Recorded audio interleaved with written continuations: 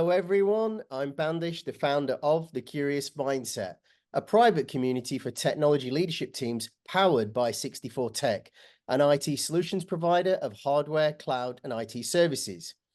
Although we're powered by 64 Tech, our core principle is to always give more than we take. Rest assured, you won't be bombarded with any sales pitches. Please do follow our dedicated LinkedIn page for updates on how 64 Tech can help with technology challenges or shake things up with your current IT suppliers. Now, while 64 Tech provides technology solutions, some of the biggest challenges tech leaders face are human, not technical. As leaders, there's often pressure to appear all-knowing, which makes it hard to admit what we don't know or ask questions that allow us all to be vulnerable. The Curious Mindset was created to help us build the essential people and leadership skills we didn't know we needed. This community grew out of my own experience and my desire to help others overcome the challenges that I faced when I became a leader. I know firsthand how isolating leadership can be, and our North Star here is that no one leads alone. At 64 Tech, the mantra is together we grow, and the Curious Mindset is how we can make that happen. This is a space for us to learn, share, and grow more confident as technology leaders. Our mission, to help technology leaders become the best versions of themselves.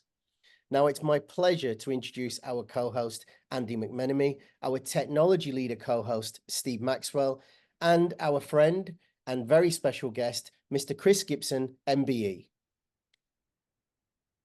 Banish, thank you very much for that. It's delightful to be here with you all again today, and I'm delighted to be hosting for you. Thank you so much, Bandish and 64 Tech, for continuing to support the Curious Mindset and enabling us all to grow together, not only in business when we transact with each other, but also to grow together as a community and for us to learn and grow as individuals. As we've said, most of our challenges in leadership are not the tasks, it's the people and the relationships we need to grow and develop. And that's why we're here as a community.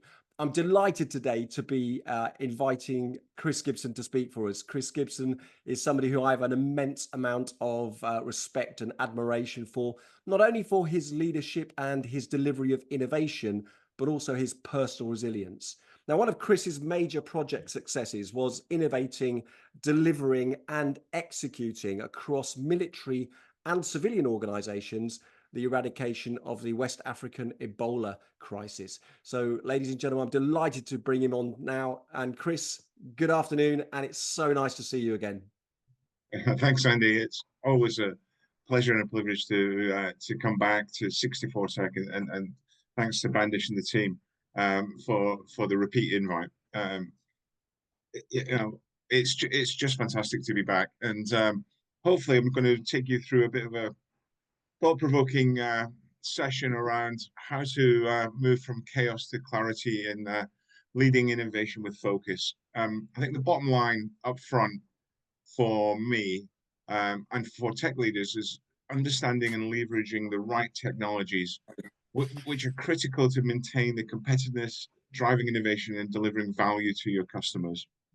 I think with a bit of context to the crowded space that you all work within, I pulled some data out that says that since 2023, or as of 2023, there was 1.35 million tech startups in existence, with thousands of new ones being launched annually. And with regard to AI, the space that we're all getting very familiar with, it's increased by 14 times the size of companies dealing in augmented and AI technology. $445 billion have gone into funding these companies and this innovation. So it is a really busy, crowded space. And as tech leaders, I can understand how difficult it is to understand what to innovate, what to produce, how to seek the clarity that it's the right product to meet the customer requirements. So the idea of today is just to give some tools and thoughts to the experiences I've had as I've tried to navigate through that really tricky space. I think the clarity of insight into what's truly needed is critical for groundbreaking innovation. And it's tricky. Henry Ford once said, if if you'd asked people what they truly wanted, they all said they wanted faster horses, and we'd never have moved forward. So the complexity of where we are is known.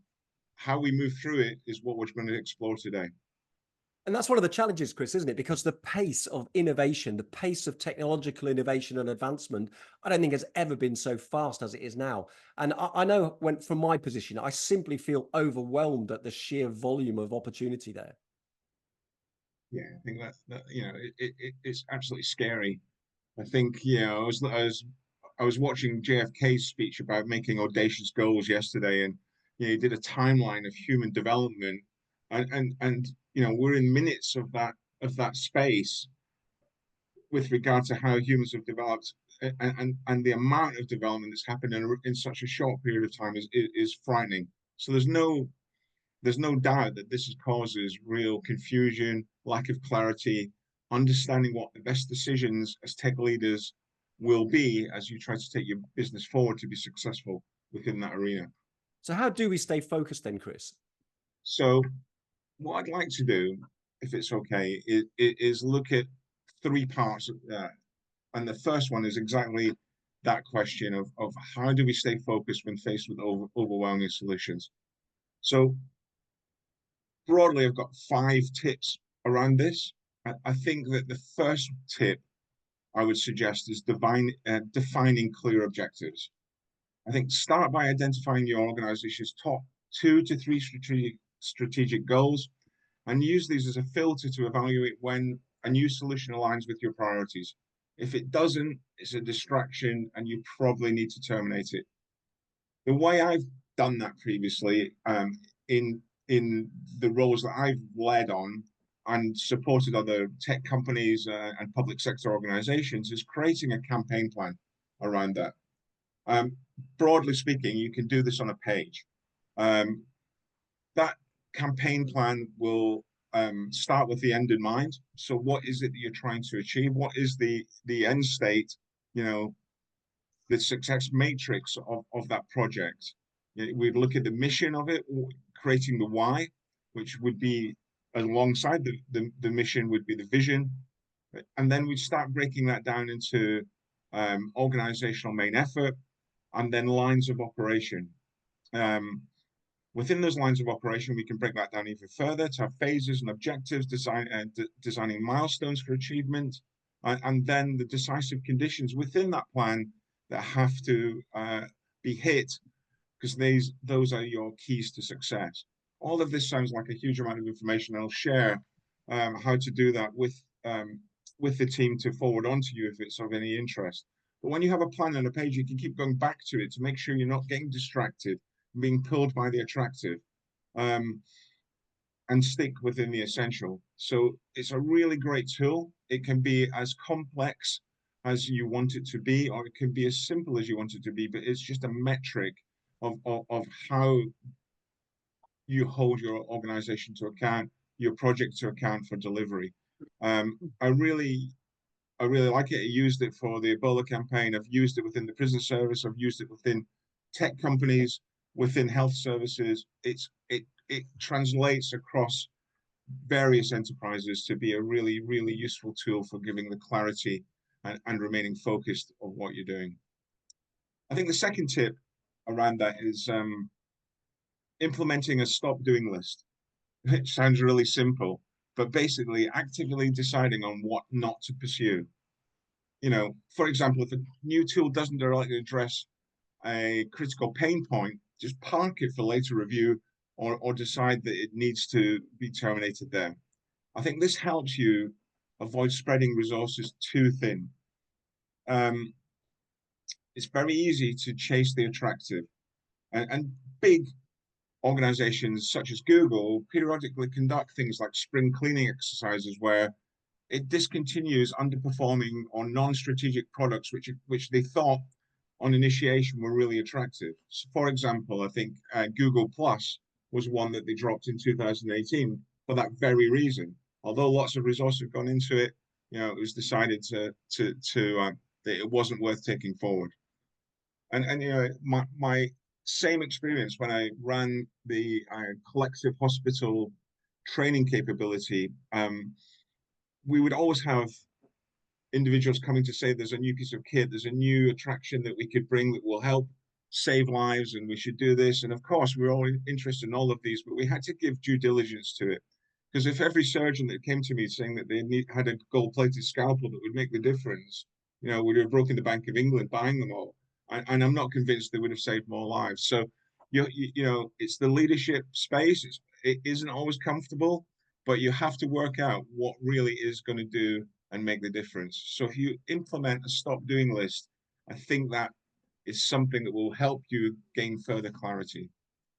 There's other little tools available. There's a decision-making framework, really simple ones. There's one called ICE, which talks about impact, confidence, and ease. And you just score the solutions that will allow you to decide what you're going to keep doing, what you're going to pause doing, and what you're going to close down on completely. So that the ICE matrix is something that you can add very, very, very quickly. I think two more tips. I think building a network of trusted advisors is something that you should really consider. If you haven't got a non-executive director in your organization, get one. They really give an impartial view on what brings value, or what could bring value, and what to pursue and what to stop doing. I went into a football team to become a non-executive director. Went into Bristol Rovers for a year or so, and I really felt that I didn't really know much about football at all. I knew about how to make teams perform well, but I was more interested in the coaches and how they were running the organization, the on-field side, and then the chief exec and his chief operating officer with the off-field side. But it's all about results, and we got them promoted within a year of going in there. And I truly believe that my involvement was a positive impact. Therefore, my experience is, if you haven't got a quality non-executive director, go and get one. It will make a real difference on having a sounding board and getting that impartial advice to bring additional clarity to you. And then very simply, the last tip I think would be collaborate with industry experts and analysts and peers to gain the insights into which technologies are worth pursuing and which ones are not.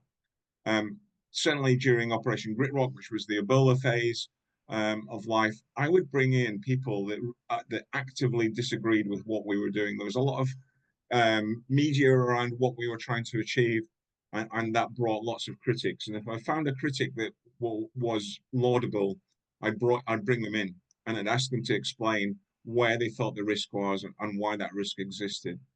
And we were able to, through that critique, able to hone the response to be, world class, without a doubt. So those would be my 5 tips around how to stay focused when faced with this overwhelming number of solutions that may be sat in front of you at any one stage. So how does that then help us to, I guess, to prioritize those solutions then, Chris? Because clearly there'll be some that are better than others, and when we prioritize them, how do we make sure that they are then aligned, I guess, with the business needs or the strategy? So that takes me on very nicely, segue into what I'm going to talk about next, which was exactly that: prioritizing innovations that align with your real needs. And the first thing I think would be start with customers and the business pain points. So for me, I think identify the biggest challenge your customers or business face, and prioritize innovations that directly address those issues. Let me give you an example. For example, if a customer retention is a problem, focus on tools that enhance customer experience. So the bottom line up front with regard to that, in my view, is understand and frame the problem. So before you do any sort of change process in what you do and how you do it, or what you're going to adopt, really understand and frame the issue. So I think there's 2 examples I could probably give you around that, where you would say that I did that and got it right, and I did that and got it wrong. The first one was the prison task. I was tasked by government to go into the 10 most violent prisons in the UK and reduce that violence. I had 1 million pound budget for each of those facilities. The system, the Ministry of Justice, believed that the solution, the innovative solution, was to procure a logistic upgrade to the facilities, and that would reduce the violence. I wasn't actually convinced that. I felt that that wasn't going to really help. So by understanding and framing the issue and looking at the customer pain point, we decided that actually it was a lack of competence and confidence within the prison officers, and therefore we created a really novel mechanism of coaching, mentoring, and training them to work with more confidence and competence on the core tasks. Strangely enough, we reduced the violence in all 10 of those prisons within 6 months. So sometimes the innovative solution goes by really understanding and framing the problem. The second sort of example where I got it wrong was, again, back to the Ebola task, was when we were sending the 1,400 people out to West Africa in the rigor of the jungle to take on the world's most dangerous disease, was that I was too focused on innovation of equipment and not looking at the human factors of what delivered against that. And the results in training were suboptimal. Why? Well, because we hadn't reinforced the safety of our people. We couldn't prove to them that they were going to come home. We couldn't prove to them that when they went to deal with a patient, they weren't going to catch this disease in the first place. So we had to come up with a mechanism of resolving that. And what we created was a digital app that mapped a subjective viral load, which was a ultraviolet dye that dispersed on contact with chlorine, into all of the simulations that we were creating within this mock-up hospital facility.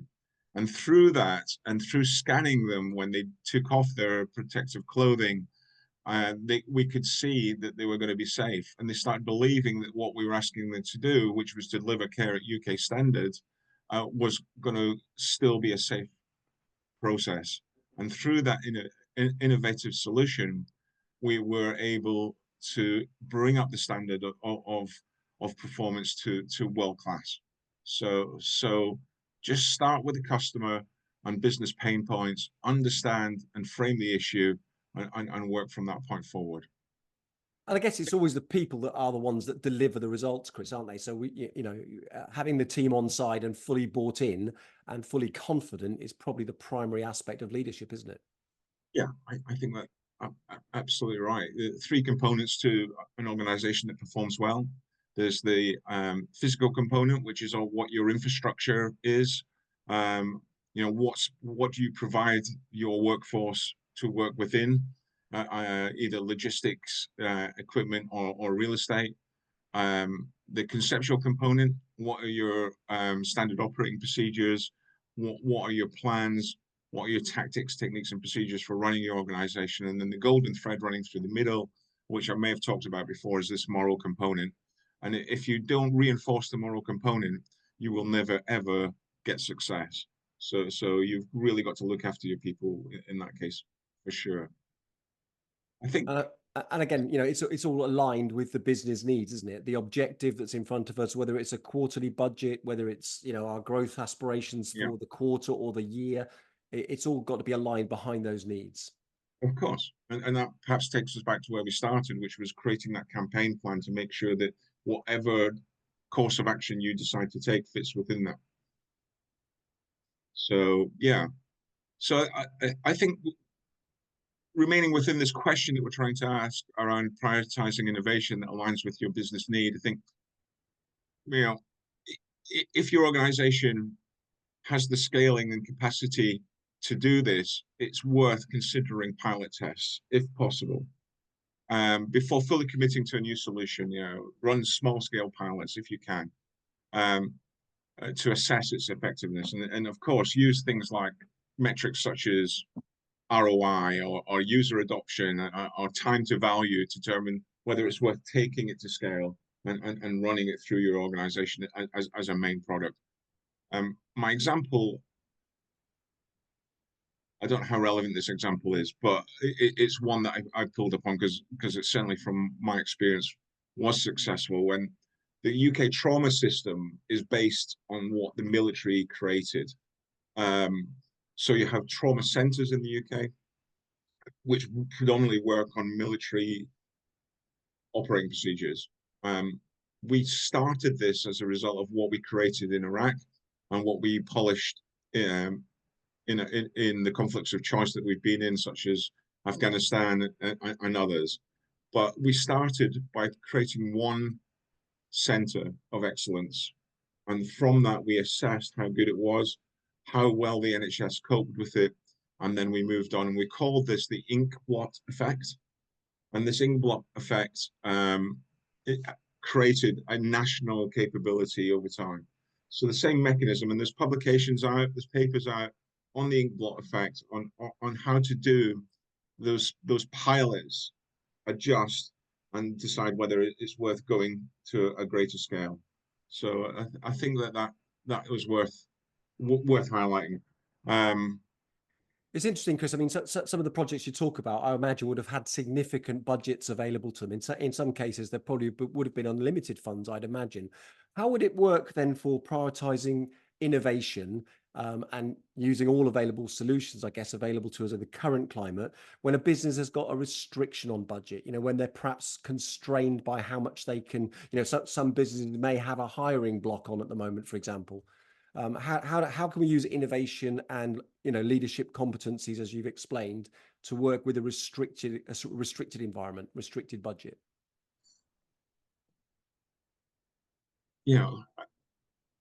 Everyone will have every person that's dialed in today will have a different budget, and therefore the assets available to them will be bespoke to their organization. So is it back to that? Is it back to that framework then, creating a framework that we're going to work within? Yeah, I think very much so. But I think what you will be amazed, Andy, is that actually some of these had no budget at all. Really? To do it. It was really the human factors and persuasion of evidence of data exploitation that created the conditions for an appetite to take these forward. So some, of course, had money, but in the main, it was time and people, and then the money came when you proved the concept. So don't think that you have to have money to create a good idea and have a trial.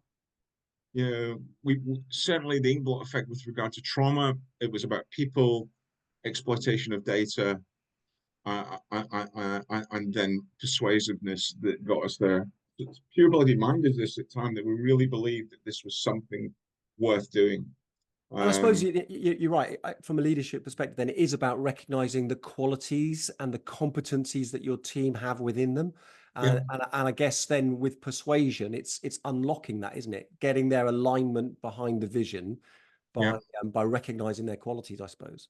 Yeah, and I think certainly, what you take forward, you've got to keep going back to, aligning with your long-term strategy.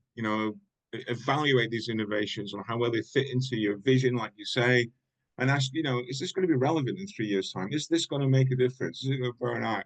If not, it may be worth, may not be worth the investment you're considering putting into it. Be really aware of taking your eye off the target. I think that, if you take your eye off the target, you really dilute the core focus of your organization. I think, an example I would bring up would be Kodak.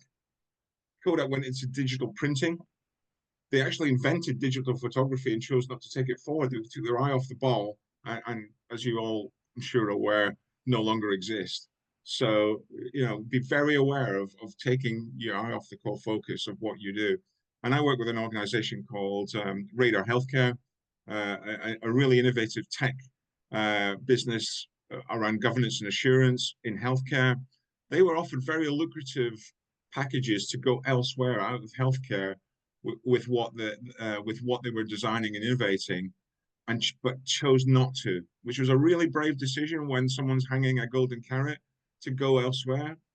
And now they've got real traction within the NHS and within private healthcare, both here in America, Australia, and the Middle East, really from, 10 years ago, 2 men and a dog.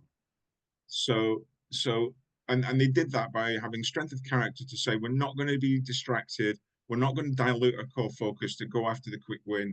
We really believe that this is where we should stay, and this is what we're going to keep doing. So, yeah, hopefully, I suppose that leads nicely into the sort of appreciation of the culture that we're creating then, doesn't it, Chris? Where yeah, it's an absolutely. empowered culture of people talking openly, and I guess in a psychologically safe way. We've created an environment for discourse, haven't we? Yeah. So when I worked with Tim Hodgetts, I was his chief of staff when he was the medical director for defence, and we created a model, believe it or not, called Create, around innovation. Did our organisation have the capability for primary invention to create as well as adopt technology? And through that, the first part of that acronym of Create was culture. And within that culture, we really wanted a no blame, fail fast, and values innovation throughout our business. So, we wanted people to not be blamed for having been brave enough to try things out. And if it didn't work, we had to learn really quickly to move on. But we really valued innovation within the organization. So we created that and kept it going.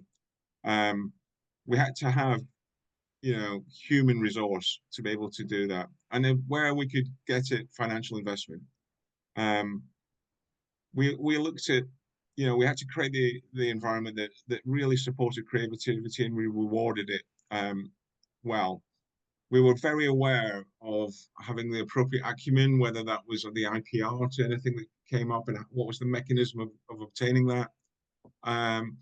And we also looked at really, and this was I think this was the hardest one, because culturally the military didn't really value creative time for ideas to be generated, and so we had to fight a pre-existing culture where this wasn't recognized as valued time. But when we got our first wins, I think the system stood back and said, these guys, girls, and team are getting it right. Let's get behind them a bit. So there is a bit of grey space that you have to go through until you can prove the viability of that way of operating. But culture is massively important with regard to it. We were risk aware, but not adverse to risk. But we absolutely wanted our teams to be empowered to experiment, for sure. And I suppose in that kind of critical state where you would have been with Ebola, for example, I imagine that it's pretty fast flowing. There's a lot of agility. There's a lot of urgency, and I suppose there can be a situation where you start to become overwhelmed by the amount of decisions you're having to make. How do we prevent that happening when the pressure's on, Chris? So I think all of that was really true. We were under pressure. We had Downing Street dialing into my office, which was a very bizarre scenario, asking us, are we ready? Can we do this? Can we go? And lots of people trying to get into my in-tray, either physically or electronically, with regard to questions and decisions to be made. The way I did it was I created a really tight exec team. I created a rapid decision-making cycle. I created a rapid risk mechanism. And I think that I may have talked about this before, but we created the 4 T's of risk, which was whether we treated the risk that we had, we terminated the risk, we took the risk, or we transferred it, which as an SME or tech leader, you may not have the opportunity to transfer it, but if you go back to my piece about having a non-exec director, you may be able to transfer that decision for a view before it comes back to you to be made. But the 4 T's of risk, I think, really helped us rapidly decide on what was worth taking forward and what wasn't. Yeah, and but the sense of urgency that these operations created generate an atmosphere of real innovation. And when you get involved in a project, if you can somehow create a sense of urgency, great things happen. because people galvanize to the task. It's not seen as normal jogging. It's not seen as sort of some laissez-faire activity that goes on in the background. It really brings people's focus and excitement around it. So if you can create that, excuse me, if you can create that urgency, it really does help. It really does help. Of course, you can't maintain it for long periods of time. Of course, people fatigue as a result of it. But if you can pulse it, it's a really great place to be within. It gets exciting and people come up with great ideas and ways of working. And I suppose getting energy and enthusiasm into that kind of culture, Chris, of empowering good people. That I know I've always remembered there is something in good people that make them rise to a challenge, right? 100%. You know, people, you know, if you can celebrate the learning, if you can make it known that the organization values what you've created or adopted, that you've brought into the business that brings benefit, you know, they'll do it again. And others will be looking across the corridor and saying, well, I want a bit of that. How did they do it? What can I do to do it? And all of a sudden you start to elevate the performance of your team, you know. So make sure that celebration of success, it really occurs in the public domain. You know, I've always adopted the, you know, congratulate in public, chastise in private mechanism, and it seems to work. It seems to work for me, for sure. Yeah. And I know Tim talked about, you know, walking the wards and speaking to that person that he never spoke to the previous round, you know, just to make sure that he checked in with everybody and that he was creating that culture of, you know, engagement between everybody really, and not just ignoring someone. What's your experience been of that? So my experience is that it's very easy to forget the little people in your organization, but it's really important you don't.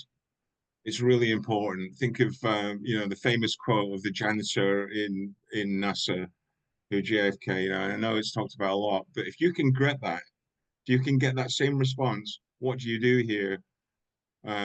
I helped put a man on the moon. If you can get that response from every tier of your organization, you're leading it well.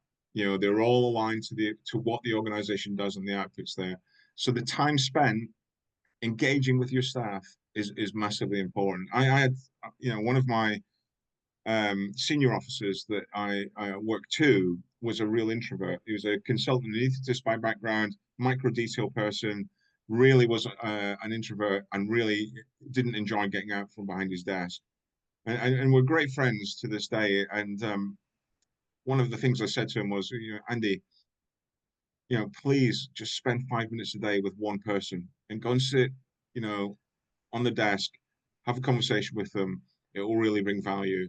And he talks to me today about that was the best leadership advice he ever had, because he really got to know what was going on in his organization, and people got to understand what was going on in his head and where he wanted to take the organization as it went forward. So absolutely, you know, spending time with people cannot be thought as a discretionary activity. It really isn't. It's obligatory when you lead to do and invest in your people. I guess never more so than when the pressure's on and when the stress is high, you know, and we're all working with big deadlines and maybe little resources, and everyone's being asked to deliver more and more of their efforts. It just resonates with me. I often remember the quote, and I've probably shared this before, but Maya Angelou said, you know, people will forget what you say and they'll forget what you do, but they'll never forget how you make them feel. And I guess as leaders, that's our responsibility, isn't it? Is to empower our people wherever we can and create that culture where they believe they are felt, well, as Lisa Davies would say, they're seen, recognized, and loved and heard. Yeah. No, if you ask someone that comes to your organization about where they were, they'll never talk about the product it made or how well they made it. They talk about what it was like and what it felt like being in that organization. That's what people take with them, and that's what they remember about and that's what makes them stay. So although we're talking about innovation today, creating the culture for it to be innovative, whether adopting or the ideation of new products, you know, getting the culture right is underpins everything in my view. So, yeah. So I think that's right. I think how do you do some of that? We've talked around so far this afternoon. I think the last sort of tip I would say that I'd like to offer is sort of streamlining the decision-making process. I think try and reduce the bureaucracy by creating sort of a clear criteria for decision-making. You know, try and create like maybe perhaps a small innovation committee to evaluate ideas. You know, have it as part of the standing agenda for the SMT, that they come forward and bring things to the table. And then use that sort of 4 T's of risk to decide what to do with it. Yeah. So how do you tie all of this together? I think that, you know, regular reviews, schedule quarterly, you know, whatever suits the pulse of your organization, but schedule, you know, regular reviews into innovation, reassess the priorities and make sure you're staying focused on what matters most. You know, make innovation really matter. You know, if you can do that, make it a standing agenda point, it will be seen as a higher priority than perhaps it is currently. I think the last sort of thing I would say with retiring it altogether is communicate clearly. You know, ensure everyone in the organization understands the innovation strategy that you've created and how their work positively contributes to it. So what's my role in your plan is what people will be asking. So if you, as a chief exec or CTO of an organization, creates an innovation strategy, people will be saying, so what? What does that mean for me? So make sure that everyone understands what their role in your plan is and communicate it really clearly. And don't think just because you've said it once, it's landed well. It has to be repeated and repeated. I'm reminded of that story that I love telling about Wagner Dodge. You know, of course, he's ex-military because that's where all the great stories come from. When he left the armed forces, he was a US Army officer, and when he left the armed forces at the end of the Second World War, he still had a propensity to want to jump out of aircraft. And he went into with a team of 15 into Man Gulch. They parachuted in and very quickly found that they were outmatched by the fire. And being a great strategist, he came up with a fantastic plan of how to survive as the fire outmatched them, which was to clear an area of scrub, create foxholes, cover themselves in dirt, allow the fire to pass, and they would fight it from a different direction. Sadly, he wasn't great at communicating. So that plan, when he told it, wasn't bought. And 13 of them marched out, and all 13 sadly perished.